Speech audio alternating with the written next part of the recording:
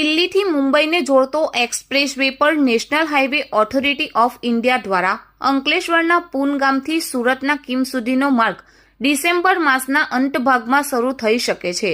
National highway ઓથોરિટીની કામગીરી અંતિમ તબક્કામાં પહોંચી છે, ત્યારે કીમ સુધી વાહન ચાલકોને રાહત મળશે. 8 lane Delhi Mumbai expressway આડેના અંતરાયો જેમ જેમ દૂર થઈ રહ્યા છે તેમ કામમાં પ્રગતિ આવી રહી છે.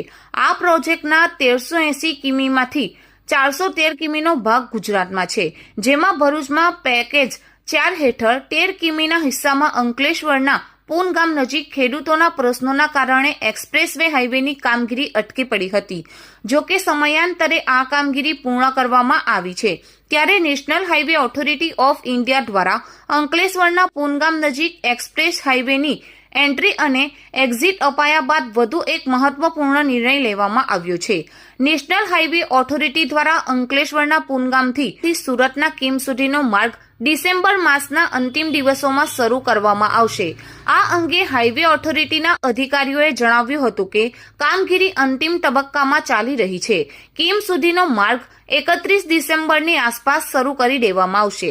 અત્યાર સુધી ભરૂચથી સુરત તરફ જતા વાહન ચાલકો એક્સપ્રેસ વે હાઈવેનો ઉપયોગ કરી અંકલેશ્વરના પૂનગામ સુધી આવી એક્ઝિટનો ઉપયોગ કરી અંકલેશ્વર, હાસોડ, ઓલપાડને જોડતા સ્ટેટ હાઈવેનો ઉપયોગ કરતા હતા. જો કે પૂનગામથી કીમ વચ્ચેનો માર્ગ પણ શરૂ થઈ ગયા બાદ વાહન ચાલકો સીધા કીમ સુધી જઈ શકશે.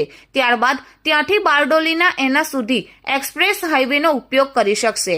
આમ વાહન ચાલકો વડોદરાથી સુરત સુધી એક્સપ્રેસ વે હાઈવેનો ઉપયોગ કરી શકશે.